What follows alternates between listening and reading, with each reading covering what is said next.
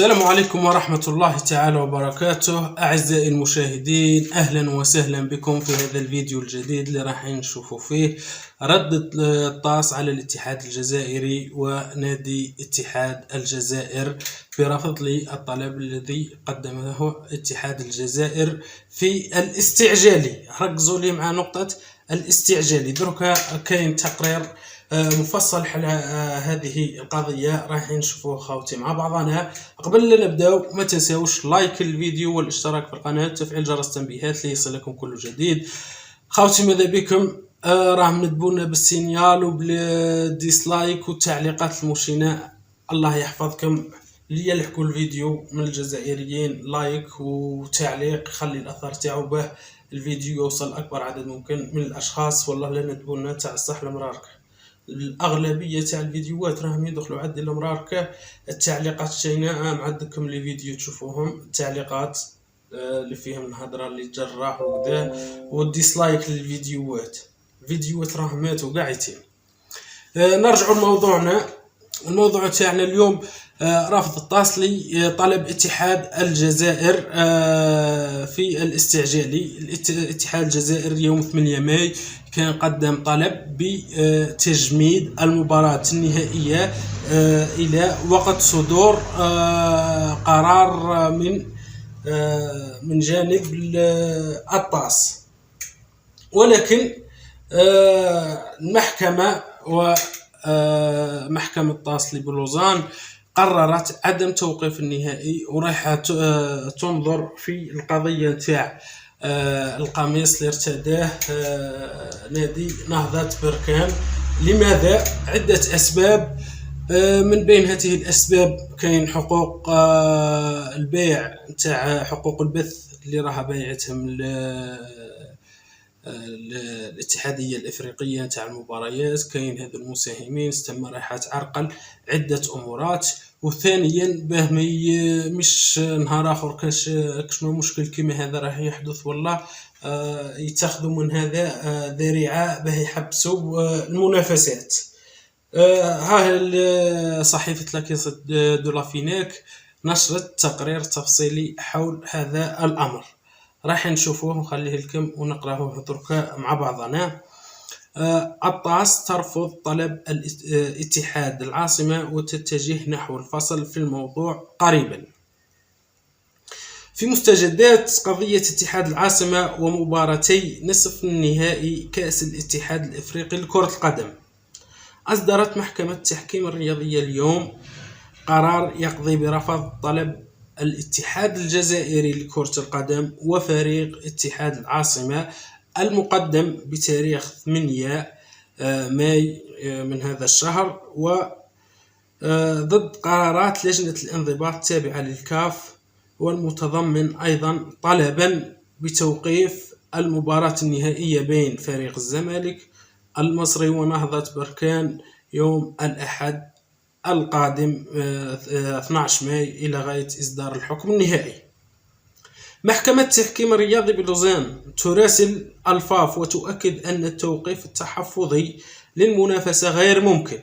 مراسلة الطاس للفاف اليوم قضت برفض طلب التوقيف التحفظي للمنافسة، مؤكدة أن الأمر غير ممكن وبالتالي رفض الطلب المقدم بشكل نهائي، على أن تواصل المحكمة النظر في المضمون المتعلق باعتماد قمصان نهضة بركان الحاملة لشعارات سياسية عكس ما تنص عليه قوانين اللعبة.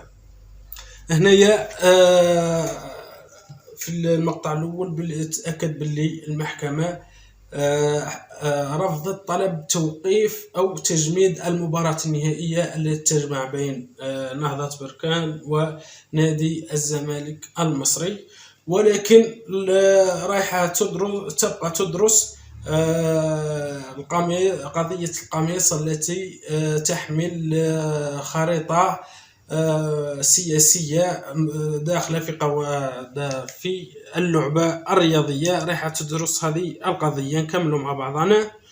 ومن المنتظر أن تخوض هيئة لوزان في مضمون الشكوى في قادم الأيام، وهو ما يؤشر على إجراء مباراتي النهائي في وقتها. قرار الطاس بعدم توقيف المنافسة يأتي بحسب المختصين تفاديا لفتح باب التدخل في سير المنافسات وتفادي حالات مماثلة مستقبلا، لتبقى الآمال مقتصرة على إصدار الحكم النهائي في مضمون الشكوى بإدانة الاتحاد الإفريقي نظير اعتماده لقميص النادي المغربي وطريقة معالجته للملف.